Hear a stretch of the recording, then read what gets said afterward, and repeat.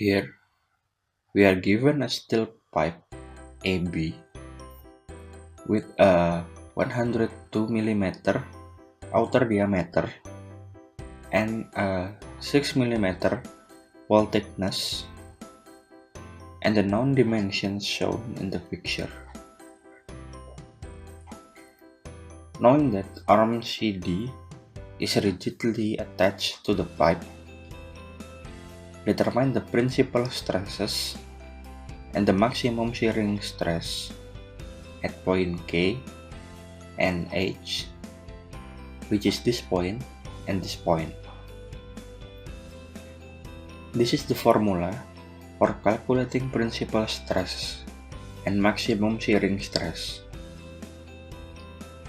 To be able to use this, first, we have to know the stresses acting on point H and point K.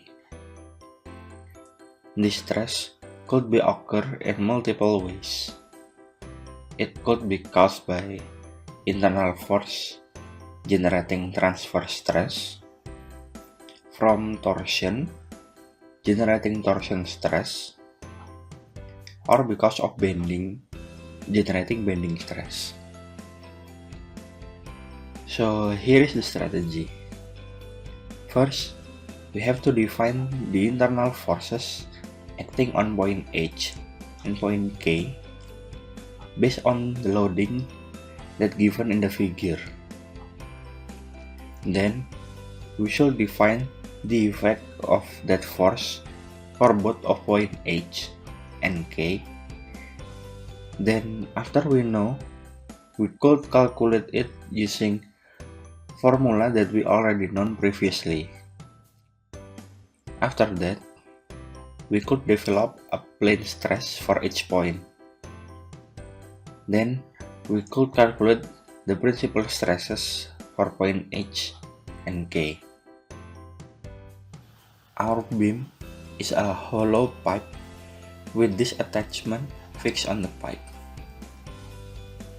Because it's hollow, so we have the outer radius is 51 mm and inner radius is RO minus thickness, which is 6 mm, and we have Ri is 45 mm.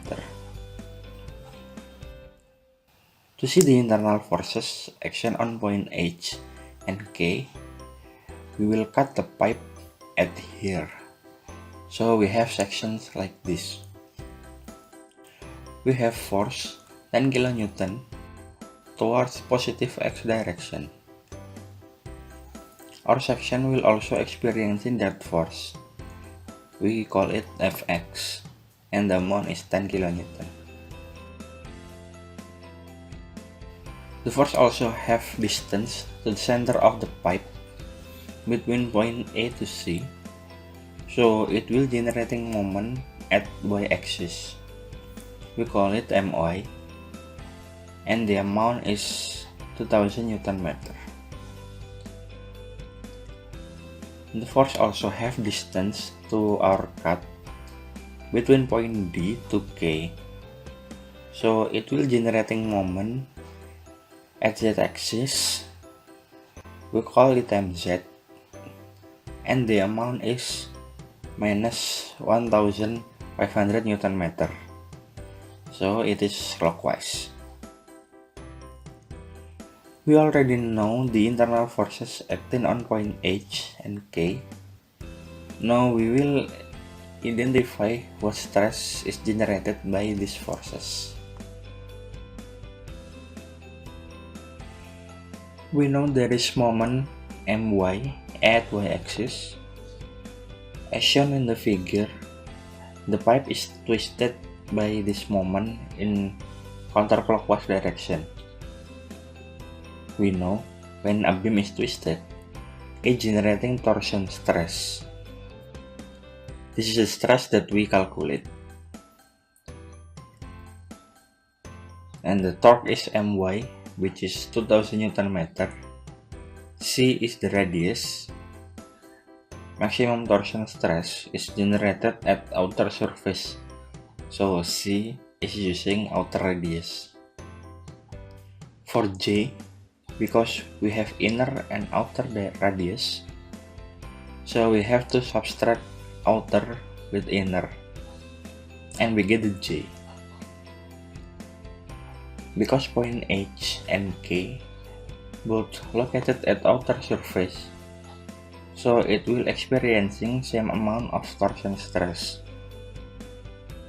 So we have tau xy for point H is equal to tau zy for point K is equal to 24.36 megapascal. We could construct the 2D plane stress for point H and K as shown in the figure.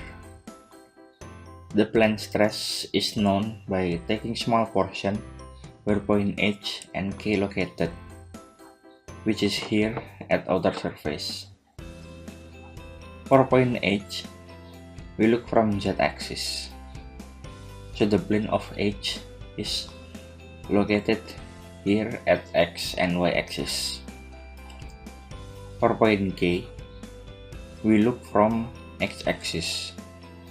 So the plane K is located at z and y axis. Next, we know there is force Fx act towards x-axis and parallel with the surface of the section cut. Because of that, we could say that Fx is shear force and it generating transverse stress. Let's see the effect of transverse stress at point H and K. For point K, there is no stress occur since K is located at outer surface in x-axis, similar with the direction of the force. So at this point where K is located, the Q or moment of area is 0. Because Q is 0, then the shear stress is also 0. But there is stress occur at H.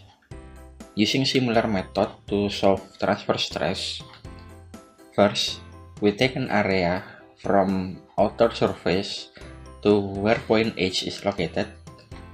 Because H is located at the middle, so we get semicircle shape.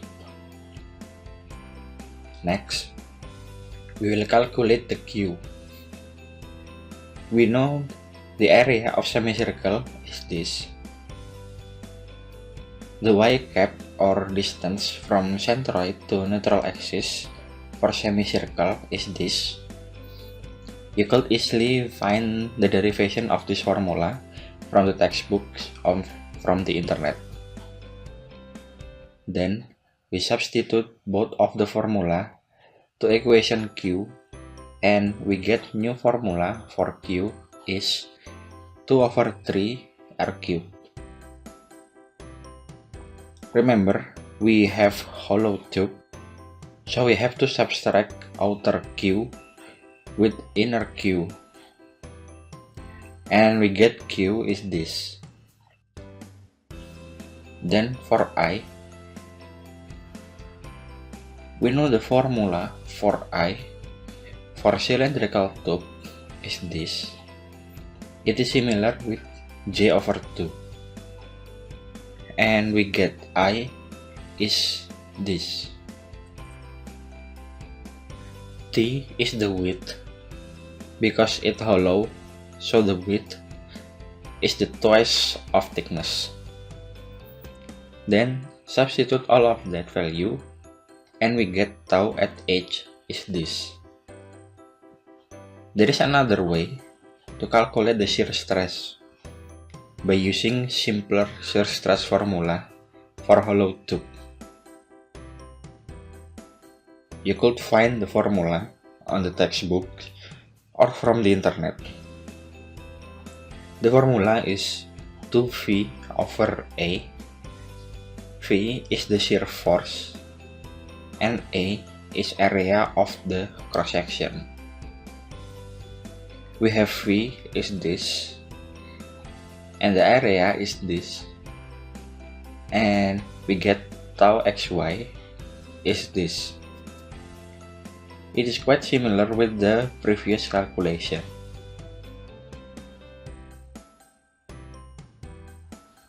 Next, we know there is moment mz. It causing the beam to bend in this direction, so it will creating a bending stress. Let's look where bending stress will occur. For point H, because it is located at neutral axis, so there will be no bending stress generated at that point. But there is stress generated at K because of direction of the moment. And from that direction, we also know that point K will be in compression, so we should get minus value for the stress. Let's continue to calculate the stress. We know M is mz, which is minus 1500 Newton meter. C is distance from outer surface to neutral axis. In this case, it is equal to RO. And the I is same, which is this. And we get the stress is this. It is minus, so our calculation is correct. Now let's draw the stress at plane stress for point K. It is in compression, so the arrow is going inside. Call it sigma y. Next, we could calculate the principal stress.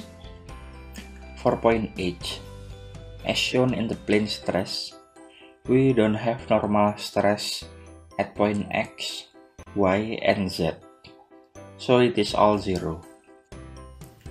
But we have two shear stresses caused by torsion and transverse stress. So our total stress is this. Then we could using the formula. First, we calculate sigma average. Both of stresses is zero, so sigma average is also zero. Then we calculate R, and we get R is this. Then we could calculate sigma max and sigma min, and we get this value, and tau max is equal with R, so we have tau max is this, and we get the answer for point H.